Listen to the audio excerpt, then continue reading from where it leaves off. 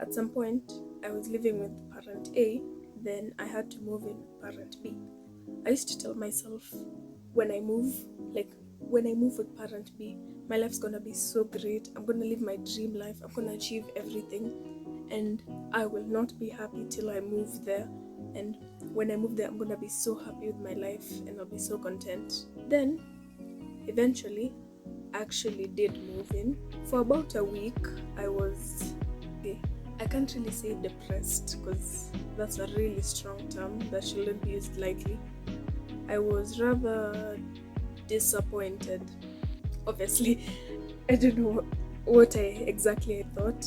I don't know. Maybe I thought when I'd move in, it's magical, and all of a sudden now I have a smile on my face, and life's gonna be so great, and my dream life just happens. And for more than a week, I felt disappointed and burnt out, and I just got it. I fell into a rut, basically. So I just got back into bad habits again, like scrolling. My thoughts became really negative, and I wasn't even looking at that a lot. Yeah, life just felt terrible at that time. The mistake I actually made that made me really down and disappointed was I linked my happiness with a place. I literally told myself I wouldn't be happy until I moved to this certain place. I'll never be happy until my channel gets 1 million subscribers. Anything less than that is terrible.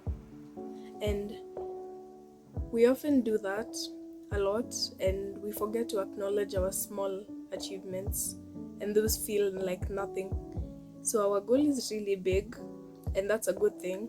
Like, dream big, but you don't acknowledge the milestones in between those goals, which also count as growth. When we chain our happiness to material stuff and physical things, it really harms us a lot. Okay, in my example I gave before, my channel has to get to 1 million subscribers. Anything less than that is terrible. Then, if you're actually lucky enough and you've worked really hard for it, and you're successful, and your channel actually gets to 1 million subscribers, what do you say then? Will you actually be happy? Chances are you won't. You're just gonna be like, oh, nice, 1 million. Woohoo. You know what? I want 2 million subscribers. This is the shiny object syndrome. We always want what we don't have, that is. Yeah, that's good sometimes if used right for motivation and ambition. That's a really good thing. But when you use it negatively, you're not acknowledging your progress, and you're always aiming for the next big thing. When we chain our happiness to material desires, this really hurts us, because you'll tell yourself, when I get to 1 million subscribers, I'll finally be happy. Then when you get to 1 million subscribers, you only get temporary fulfillment. Then after that, you just go for the next big thing. You go for 2 million subscribers. That's good. It's good to constantly grow. That's what self-improvement is about. Always aiming for the better. But as much as you're aiming for the better, you acknowledge that you're working. And you should acknowledge your efforts. When we're in this constant chase, we can't be happy. That's just something I learned. You can never be happy when you're constantly chasing. Some things just happen naturally. Another reason why this chaining our happiness to material is bad is because we tend to depend on it. We start depending on these material desires for our happiness. Check your YouTube analytics, and this one video didn't perform as well as the others. And so when your happiness depends on these numbers, you can fall into depression because of one video. When your happiness depends on these material things, these pixels on a screen, these physical achievements are good. I'm not refusing that. Like, I'd want them. When you tie your happiness to it, it's just gonna hurt you, that's all. The other problem with chaining your happiness to material desires is because your self-worth starts to depend on these material desires. If you get 1% less on a test, you're a loser. If you don't get 1 million subscribers, you're dumb.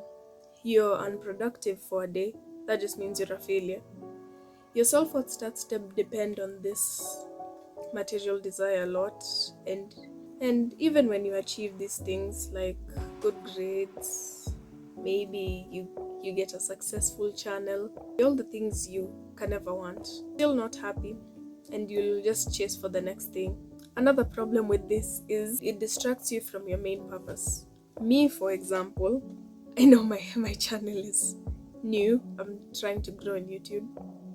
At first, to be honest, I didn't have a main purpose, but basically I'm trying to build a community of like-minded girls on self-improvement. Yeah, where we can just share advice and basically like a tribe or something. Anyway, that was my main purpose. My main purpose was just to build a community of girls on self-improvement.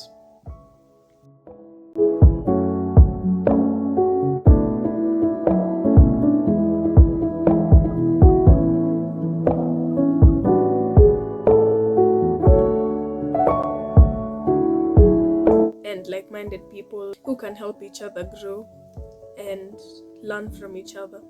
But as I started YouTube, every time I would film a video, every time I would edit, which is basically 2 videos because that's how much I have so far. With this I have 3. Every time I do that, I'd just be like, my lighting is so terrible. I don't even have a mic. I can't inspire anyone. My content is useless. Then I notice these negative thoughts and how they're doing me no good, and I'm like, wait, was the point of my channel just to look nice on camera and have nice lighting, look cute and all? What I focused on now, what I'm focusing on now, is being authentic and sharing, and yeah, maybe they might inspire someone, and that's the first step I'm taking. And when I'm chasing stuff like subscribers and views, which when I'm chasing views, I have a high chance of forgetting my actual purpose, which is sharing my authentic self, and whoever's interested in my authentic self would come naturally, and I don't have to try so hard for some pixels on a screen. I became happier when I became happy